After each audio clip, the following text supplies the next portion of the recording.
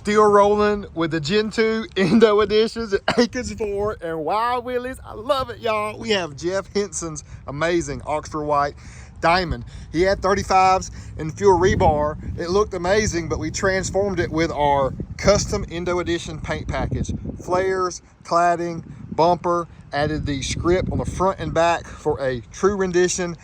2 1/4 inch leveled on 37s, 4-inch block in the rear to make it sit nice and true. We've even got his takeoff 35s in the back, and it's still sitting like a money setup.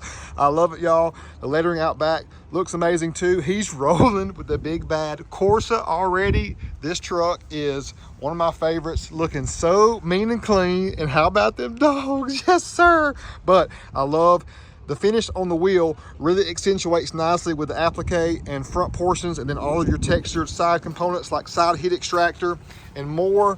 But a great looking Oxford White Gen 2 Indo edition to a great guy.